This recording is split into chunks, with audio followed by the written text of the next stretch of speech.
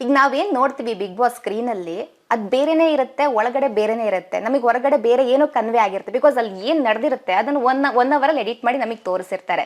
ಅದರಲ್ಲಿ ತುಂಬಾ ವಿಷಯಗಳು ನಮಗೆ ಕನ್ವೆ ಆಗಿರೋದಿಲ್ಲ.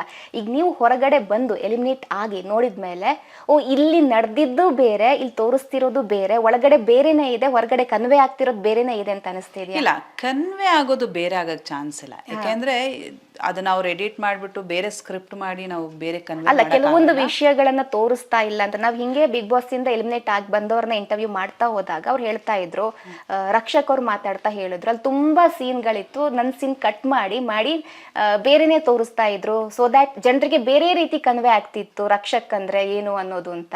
ಸೊ ಇಲ್ಲಿ ಏನಾಗತ್ತೆ ಅಂದ್ರೆ ಜಸ್ಟ್ ಥಿಂಕ್ 24 ಗಂಟೆಯಲ್ಲಿ ಅವರು ಒಂದೂವರೆ ಗಂಟೆನ ತರಬೇಕು ಒಂದು ಎಪಿಸೋಡ್ನ. ಸೊ ಏನಾಗತ್ತೆ, ಒಬ್ಬೊಬ್ರು ಒಂದೊಂದು ಎಲ್ಲೆಲ್ಲಿ ಮುಖ್ಯವಾಗಿ ಹೈಲೈಟ್ ಆಗಿರ್ತಾರೋ ಅದನ್ನ ತಂದು ಹಾಕಿರ್ತಾರೆ. ಹಂಗೆ ನೋಡಿದ್ರೆ ನಂದು ಎಷ್ಟೋ ವಿಷಯಗಳು ಬಂದಿಲ್ಲ, ನಾನು ಇಮಿಟೇಟ್ ಮಾಡಿರೋದಿಲ್ಲ, ನಾನು ಹಾಡುಗಳು ಹಾಡ್ಕೊಂಡಿದ್ದಿದ್ದಿಲ್ಲ, ಆ್ಯಂಡ್ ಎಲ್ಲರ ಹತ್ರ ನನ್ನ ಒಪಿನಿಯನ್ಸ್ನ ಫ್ರ್ಯಾಂಕ್ ಆಗಿ ಹೋಗಿ ಹಂಚ್ಕೊಂಡಿದ್ದೀನಿ, ಅದು ಬಂದಿಲ್ಲ. ಸೊ ಹೊರಗೆ ಬಂದವ್ರಿಗೆ ಆ ಕಂಪ್ಲೇಂಟ್ಸ್ ಇರುತ್ತೆ, ನಾನು ಈ ಸ್ಕ್ರೀನಲ್ಲಿ ಇರಲಿಲ್ಲ, ಈ ಸೀನಲ್ಲಿ ಇರಲಿಲ್ಲ, ಅಲ್ಲಿರಲಿಲ್ಲ, ಇಲ್ಲಿರಲಿಲ್ಲ ಅಂತ ಎಲ್ಲರೂ ಬರುತ್ತೆ. ಬಟ್ ನಾವು ಈ ಕಡೆನೂ ಯೋಚನೆ ಮಾಡಬೇಕಲ್ವಾ. 24 ಗಂಟೆನ ಅವ್ರು ಒಂದೂವರೆ ಗಂಟೆಗೆ ತರಬೇಕು ಅಂದ್ರೆ ಅವ್ರು ಎಷ್ಟು ತಲೆ ಕೆಡಿಸ್ಕೊಂಡಿರ್ತಾರೆ, ಏನೇನೇನೇನೇನು ಬೇಕಾಗತ್ತೋ ಒಂದು ಸ್ಟೋರಿ ಅವರು ಕ್ರಿಯೇಟ್ ಮಾಡ್ಬೇಕಲ್ವಾ. ಒಂದು ಸಿನಿಮಾ ತರ ಒಂದೂವರೆ ಗಂಟೆ ತೋರಿಸ್ಬೇಕು. ಸೊ ಪ್ರಾಬ್ಲಿ ಅಲ್ಲಿ ಮಿಸ್ ಆಗಿದ್ರು ಆಗಿರುತ್ತೆ, ಮಿಸ್ ಖಂಡಿತವಾಗ್ಲೂ ಆಗೇ ಇರುತ್ತೆ. ಬಟ್ ಆಕ್ಸೆಪ್ಟ್ ಮಾಡ್ಕೋಬೇಕು ಅದನ್ನ. ಅದಕ್ಕೆ 24 hours ಲೈವ್ ಇದೆಯಲ್ಲ. ಈಗ ನೀವು ಬಂದ್ಮೇಲೆ ಎಲ್ಲ ನೋಡ್ಕೊಂಡಿದ್ದೀರಾ, ನೋಡಿಲ್ವಾ? ನಾನು ಹಳೆ ಎಪಿಸೋಡ್ಸು ಯಾವುದೂ ನೋಡಿಲ್ಲ, ಬಹುಶಃ ನೋಡೋದು ಇಲ್ಲ. ಯಾಕೆ ಅಂದರೆ ನಾನು ಬರುವಾಗ ಎಲ್ಲರ ಹತ್ರ ಒಂದು ಒಳ್ಳೆಯ ಅಭಿಪ್ರಾಯ ಇಟ್ಕೊಂಡು ನನಗೋಸ್ಕರ ಕಣ್ಣೀರು ಹಾಕ್ತವ್ರಿದ್ದಾರೆ ಮನಸಾರೆ. ನಾನೊಬ್ಳು ಕಂಟೆಸ್ಟೆಂಟ್ ಅಂತ ಗೊತ್ತಿದ್ರು ಕೂಡ ಮನೆಯಿಂದ ಹೊರಗೆ ಬರಬೇಕಾದ್ರೆ ಇಲ್ಲ ನೀವಿರಬೇಕು ನಮಗೆ ಅನ್ನೋ ಮಾತು ಬಂದಾಗ ಐ ಫೆಲ್ಟ್ ಹ್ಯಾಪಿ, ನಂಗೆ ಖುಷಿ ಆಯಿತು. ಸೊ ಅದು ಹಾಗೇ ಇರಲಿ. ಈಗ ಅದನ್ನು ಹಳೇದನ್ನು ನೋಡಿದೆ ಅಂತ ಇಟ್ಕೊಳ್ಳಿ, ಇವರೆಲ್ಲೋ ನನ್ನ ಬಗ್ಗೆ ಇಲ್ಲೆಲ್ಲೋ ಮಾತಾಡಿರ್ತಾರೆ, ಇನ್ನೆಲ್ಲೋ ಮಾತಾಡಿರ್ತಾರೆ, ಅದು ನನ್ನ ತಲೆಗೆ ಹೋಯ್ತು ಅಂದರೆ ಅದು ಡಿಸ್ಟರ್ಬ್ ಆಗುತ್ತೆ. ಸೊ ಆ ಖುಷಿಯಾಗಿದೆ ಆ ಜರ್ನಿ, ನಾನು ಹೊರಗೆ ಬರೋ ಜರ್ನಿ ಏನಿತ್ತೋ ಅದು ಚೆನ್ನಾಗಿದೆ, ಅದು ಹಾಗೆ ಇರಲಿ. I don't to disturb that. ಅದಕ್ಕೋಸ್ಕರ ನಾನು ಹಳೇದು ಯಾವುದೂ ನೋಡ್ತಿಲ್ಲ. ಹೊರಗೆ ಬಂದಮೇಲೆ ಹೆಂಗಿದೆಯೋ ಕಂಟಿನ್ಯೂಷನ್ ಹಾಗೆ ನೋಡ್ತಾ ಇದ್ದೀನಿ ಅಷ್ಟೇ. ಓಕೆ, ಸುದೀಪ್ ಸರ್ ಒಂದ್ಸರಿ ಕೇಳ್ತಾರೆ ಎಲ್ಲ ಕಂಟೆಸ್ಟೆಂಟ್ ಹತ್ರ, ಸೊ ನಿಮಗೆ ನೀವೇ ರ್ಯಾಂಕ್ ಕೊಟ್ಕೊಳ್ಳಿ ಅಂತ. ಐ ಮೀನ್ ಲೈಕ್ ನಿಮ್ಮ ಮೇಲೆ ಎಷ್ಟು ಕಾನ್ಫಿಡೆನ್ಸ್ ಇದೆ ಅಂತ ಚೆಕ್ ಮಾಡೋದಕ್ಕೋಸ್ಕರ. ಒಬ್ರೊಬ್ರು ಹೇಳ್ತಾರೆ ನಾನೇ ಫಸ್ಟ್, ನಾನೇ ವಿನ್ನರ್ ಆಗ್ತೀನಿ, ನಾನು ಫಸ್ಟ್ ರ್ಯಾಂಕಲ್ಲಿ ಇದ್ದೀನಿ, ಸೆಕೆಂಡ್ ಥರ್ಡ್ ಅಂತ ಹೇಳ್ತಾ ಹೋಗ್ತಾರೆ. ಬಟ್ ನೀವು ನಾನು 5th ಪ್ಲೇಸಲ್ಲಿ ಇದ್ದೀನಿ ಅಂತ ಹೇಳ್ತೀರಿ. ಯಾಕೆ ಆ ಥರ ಹೇಳಿದ್ರಿ ನೀವು? ಏನಂದ್ರೆ ನಾಮಿನೇಷನ್ಸ್ ತಲೆಯಲ್ಲಿ ಇಟ್ಕೊಂಡೆ, ಪ್ರತಿ ವಾರ ಆಲ್ಮೋಸ್ಟ್ ನಾಮಿನೇಟ್ ಆಗ್ತಾನೇ ಬರ್ತಾ ಇದ್ದೀನಿ. ಆ್ಯಂಡ್ ಇನ್ನೊಂದಂದ್ರೆ ಬಾಟಮ್ ಲೈನಲ್ಲಿ ಯಾವಾಗ ಸೇವ್ ಆಗ್ತೀವಿ ಅಂತ ಗೊತ್ತಾಗುತ್ತೆ. ಈಗ ತುಕಾಲಿ ಅವರು ಆಮೇಲೆ ನಮ್ರತಾ ಅವರು ಬಹಳ ಕಡಿಮೆ ನಾಮಿನೇಷನ್ಸಲ್ಲಿ ಬಂದಿರೋದು.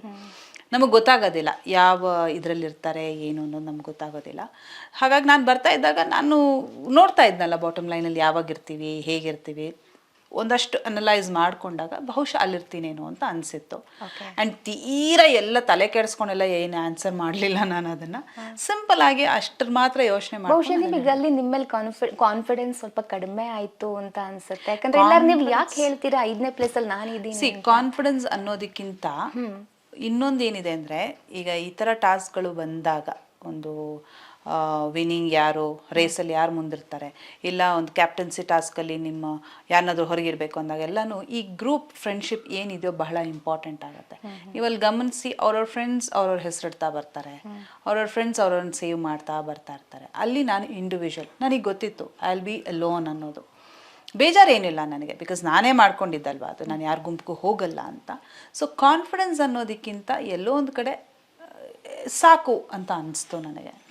ಆ್ಯಂಡ್ ಫ್ಯಾಮಿಲಿ ರೌಂಡ್ ಆಗಿತ್ತು, ಮನೆಯವರೆಲ್ಲ ಬಂದಿದ್ದರು, ಆ್ಯಂಡ್ ನನಗೆ ಸಾಕು, I want to go with them, ಹೋಗಬೇಕು ನನಗೆ ಅಂತಲೂ ಬರ್ತಾ ಇತ್ತು ನನಗೆ ತಲೆಗೆ. ಉಳ್ಕೊಂಡ್ರೆ ಇಟ್ಸ್ ಓಕೆ, ಇಲ್ಲ ಅಂದರೆ ಐಲ್ ಬಿ ಹ್ಯಾಪಿ ಅನ್ನೋ ಥರ ಆಗಿತ್ತು ಅಷ್ಟೇ ಹೊರತು ಕಾನ್ಫಿಡೆನ್ಸ್ ಲೆವೆಲ್ ಎಲ್ಲ ಏನೋ ಕಡಿಮೆ. ಓಕೆ, ಸೊ ಬಿಗ್ ಬಾಸ್ ಜರ್ನಿಯನ್ನು ಒಂದು ಲೈನಲ್ಲಿ ಹೇಳೋದು ಅಂತಾದರೆ? ಒಂದು ಲೈನ್ ವಾಸ್ ಲೈಕ್ ಸೂಪರ್. ಒಂದು ಲೈಫ್ ಟೈಮಲ್ಲಿ ಒನ್ ಟೈಮ್ ಸಿಗೋವಂಥ ಎಕ್ಸ್ಪೀರಿಯನ್ಸ್, ಒಂದು ಸಲ ಆಗೋವಂಥ ಎಕ್ಸ್ಪೀರಿಯನ್ಸ್ ಇದು. ನಾನು ಎಂಜಾಯ್ ಮಾಡಿದ್ದೀನಿ and I have lived every moment. Okay, beautiful. ಇನ್ನೊಂದು ಪರ್ಸ್ನಲ್ ಕ್ವೆಶನ್, ಬಿಗ್ ಬಾಸಿಗೆ ಹೋದ ಪ್ರತಿ ಕಂಟೆಸ್ಟೆಂಟ್ಗಳು, ಪ್ರತಿ ಕಲಾವಿದರು ಕೂಡ ನೆಕ್ಸ್ಟ್ ಪ್ರಾಜೆಕ್ಟ್ಗೆ ಸಂಭಾವನೆ ಜಾಸ್ತಿ ಪಡ್ಕೊಳ್ತಾರೆ. ಅದ್ರ ಜೊತೆಗೆ ಹೊಸ ಹೊಸ ಪ್ರಾಜೆಕ್ಟ್ಗಳು ಜಾಸ್ತಿ ಹುಟ್ಕೊಂಡು ಬರ್ತಾ ಇರುತ್ತೆ. ಸೊ ನಾನು ನಿಮಗೆ ಪರ್ಟಿಕ್ಯುಲರ್ ಆಗಿ ಕೇಳ್ತಿರೋ ಪ್ರಶ್ನೆ ಏನಂತ ಹೇಳಿದ್ರೆ, ನೀವು ಹೊರಗೆ ಬಂದಮೇಲೆ ನಿಮಗೆ ಮದ್ವೆ ಪ್ರಪೋಸಲ್ಗಳು ಜಾಸ್ತಿ ಆಗಿ ಬರ್ತಾ ಇದೆಯಾ? ಇಲ್ಲ, ಎಲ್ಲ ಬರ್ತಾ ಇದೆ ಆ್ಯಕ್ಚುಲಿ, ಪ್ರಾಜೆಕ್ಟು ಬರ್ತಾ ಇದೆ. ನನ್ನ ಗಮನ ಹೆಚ್ಚು ಪ್ರಾಜೆಕ್ಟ್ ಕಡೆ ಇರೋದ್ರಿಂದ ನಾನು ಅದನ್ನು ಹೆಚ್ಚು ಗಮನಿಸ್ತಾ ಇದ್ದೀನಿ. ಪ್ರಾಜೆಕ್ಟ್ಸ್ ನಡೀತಾ ಇದೆ. ಪ್ರಪೋಸಲ್ಸ್ ಯಾರು ಜಾಸ್ತಿ ಮಾಡ್ತಾರಲ್ಲ ಅಮ್ಮ ಶುರು ಮಾಡ್ಕೋತಾರೆ ಮತ್ತೆ. ನನ್ನ ಒಪಿನಿಯನ್ಸ್ ಎಲ್ಲ ಕೇಳಿ, ನಾನು ಹೇಳಿರೋದು ಓಪನ್ ಟು ದ ಮ್ಯಾರೇಜ್ ಅಂತೆಲ್ಲ ಹೇಳಿರೋದು ಕೇಳಿ ಮತ್ತೆ ನಮ್ಮ ಅಮ್ಮ ಮಾತ್ರ ಶುರು ಮಾಡ್ಕೋತಾರೆ. ಸೊ ಅಗೇನ್ ನನ್ನ ಕೆರಿಯರ್ ಓರಿಯೆಂಟೆಡ್ ಗರ್ಲ್ ಸ್ವಲ್ಪ. ಆ್ಯಂಡ್ ಒಳ್ಳೆ ಪ್ರಪೋಸಲ್ ಅಂತ ಬಂದರೆ ನಾನು ಹೇಳಿದ್ದೀನಿ ಆಲ್ರೆಡಿ ಈ ಥರ ಹೀಗಿರಬೇಕು ಅಂತ. ಸೊ ಹಾಗೆ ಇತ್ತು ಅಂದರೆ definitely I get married and I give you good news. ಆದಷ್ಟು ಬೇಗ ನಾನು ಮದ್ವೆ ಆಗ್ತಾರೆ.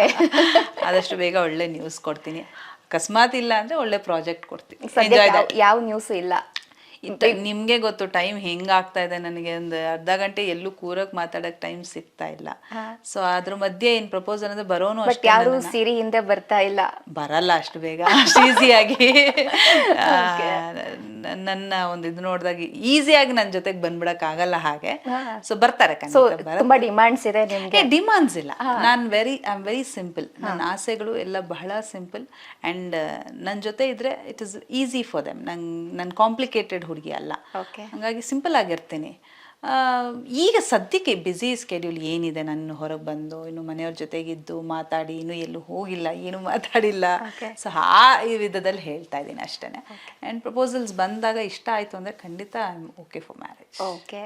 ನಿಮ್ಮ ಅಮ್ಮ, ಯಾಕಂದರೆ ನಿಮಗೆ ಬ್ಯಾಕ್ ಬೋನ್ ಇದ್ದಾರೆ, ತುಂಬ ಸಪೋರ್ಟಿವ್ ಇದ್ದಾರೆ. ನಿಮ್ಮ ಅಮ್ಮನ ಬಗ್ಗೆ ಬಹುಶಃ ಮಾತಾಡಿದ ಕಡಿಮೆ ಅಂತ ಅನ್ಸುತ್ತೆ.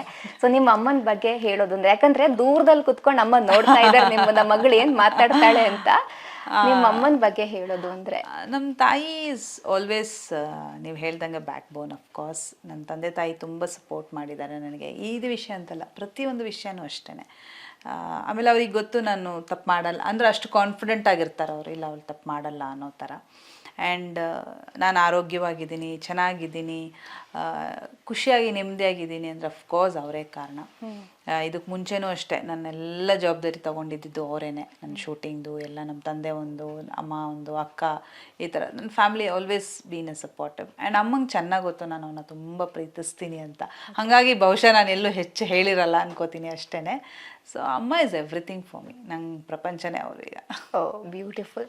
ಯಾವುದೆಲ್ಲ ಇದೆ ಪ್ರಾಜೆಕ್ಟ್ ಈಗ? ಆ್ಯಕ್ಚುಲಿ ನಾನು I was suppose to do ನವೆಂಬರಲ್ಲೇ ಶುರು ಆಗಬೇಕಿತ್ತು. ನಾನು ಆ್ಯಕ್ಚುಲಿ ಓಕೆ ಮಾಡಿದ್ದೆ, ಬಟ್ ಬಿಗ್ ಬಾಸ್ ಮನೆಯಲ್ಲಿ ಇದ್ದಿದ್ದರಿಂದ ಅದು ಆಗಲಿಲ್ಲ. ಹಾಗಾಗಿ ಈಗ ಬರ್ತಾ ಇದೆ ಪ್ರಾಜೆಕ್ಟ್ಸ್. ಅದರಲ್ಲಿ ನನಗೆ ಇಷ್ಟ ಆಗುವಂಥ ಕ್ಯಾರೆಕ್ಟರ್ಸ್ ಲೈಕ್ ಪರ್ಫಾರ್ಮಿಂಗ್ ಓರಿಯೆಂಟೆಡ್ ಅಥವಾ ಸಮಥಿಂಗ್ ನೈಸ್ ಅನ್ನೋದಕ್ಕೆ ವೆಯ್ಟ್ ಮಾಡ್ತಿದ್ದೀನಿ ನಾನು. ಬರ್ತಾ ಇದೆ, ಡಿಸ್ಕಷನ್ ನಡೀತಾ ಇದೆ. ಸೊ ಬಹುಶಃ ಆದಷ್ಟು ಬೇಗ. ಅಂದರೆ ಕನ್ನಡದಲ್ಲೇ ಬೇರೆ ಲ್ಯಾಂಗ್ವೇಜಿಗೆ ಹೋಗೋ? ಇಲ್ಲ, ಕನ್ನಡದಲ್ಲೇ ಬೇಕು ಅಂತಾನೆ actually. Like come back, it should be a good come back ಅನ್ನೋ ಥರ ಇದೆ ನನಗೆ. ಸೊ ನನಗೆ ಫಸ್ಟ್ ಪ್ರಿಫರೆನ್ಸ್ ಇಸ್ ಆಲ್ವೇಸ್ ಕನ್ನಡನೇ ನನಗೆ. ಕನ್ನಡ ಒಳ್ಳೆ ಸಿಕ್ಕಿದ್ರೆ ಖಂಡಿತ ನಾನು ಮಾಡೇ ಮಾಡ್ತೀನಿ. Okay okay madam. ಸೊ ನಿಮ್ಮ ನೆಕ್ಸ್ಟ್ ಪ್ರಾಜೆಕ್ಟ್ ಎಲ್ಲ ತುಂಬ ಸಕ್ಸಸ್ ಆಗಲಿ, ನೀವೇನು ಹೇಳಿದ್ರಿ ಬೌನ್ಸ್ ಬ್ಯಾಕ್ ಆಗೋದು, ತುಂಬ ಗ್ರ್ಯಾಂಡ್ ಎಂಟ್ರಿ ಆಗಲಿ ಅಂತ ನಾವು ಪಬ್ಲಿಕ್ ನೆಕ್ಸ್ಟ್ ಕಡೆಯಿಂದ ನಿಮಗೆ ವಿಶ್ ಮಾಡ್ತಾ ಇದ್ದೀವಿ. ಸೊ ಇಷ್ಟು ಹೊತ್ತು ತುಂಬ ಕೈಂಡ್ ಆಗಿ, ತುಂಬ ಪೇಷನ್ಸ್ ಇಂದ ನಮ್ಮ ಜೊತೆ ಮಾತನಾಡೋದಕ್ಕಾಗಿ ತುಂಬ thank you ma'am. Thank you so much. ನಿಮಗೂ ಕೂಡ ಥ್ಯಾಂಕ್ ಯು. ಆ್ಯಂಡ್ ನಿಮ್ಮ ವಿಶಸ್ಗೆ ಎಲ್ಲದಕ್ಕೂ ಥ್ಯಾಂಕ್ ಯು. ಆದಷ್ಟು ಬೇಗ ಒಳ್ಳೆ ನ್ಯೂಸ್ ಕೊಡ್ತಾರೆ. ಆದಷ್ಟು ಬೇಗ ಮದ್ವೆ ನ್ಯೂಸ್ ಕೊಡ್ತಾರೆ. ನಾನು ಒಳ್ಳೆ ನ್ಯೂಸ್ ಅಂತ ಹೇಳಿದೆ ಅಷ್ಟೇ, ಅದು ಯಾವುದು ಅನ್ಕೋಬೋದು. ಪ್ರಾಜೆಕ್ಟ್ ಆದ್ರೂ ಆಗ್ಬಹುದು, ಇಲ್ಲ ಮದುವೆ ಆದ್ರೂ ಆಗ್ಬಹುದು. ಓಕೆ, ನಾವು ಮೀಡಿಯಾದವರೆಲ್ಲ ಇದನ್ನೇ ಕಾಯ್ದಿರ್ತೀವಿ. ಈಗ ಅದೇ ಹೆಡ್ಲೈನ್ಸ್, ಆದಷ್ಟು ಬೇಗ ನ್ಯೂಸ್ ಕೊಡ್ತಾರಂತೆ ಅಂತ ಬಂದ್ಬಿಟ್ರೆ ಕಷ್ಟ ಆಮೇಲೆ ನೋಡಿ. ಓಕೆ, ನೋಡೋದ್ರಲ್ಲ ವೀಕ್ಷಕರೇ, ಇದು ಸಿರಿ ಅವ್ರ ಜೊತೆಗಿನ ಮನದ ಮಾತಾಗಿತ್ತು. ಮುಂದಿನ ಸಂಚಿಕೆಯಲ್ಲಿ ಮತ್ತೆ ಭೇಟಿ ಆಗ್ತೀವಿ. ನಮಸ್ಕಾರ.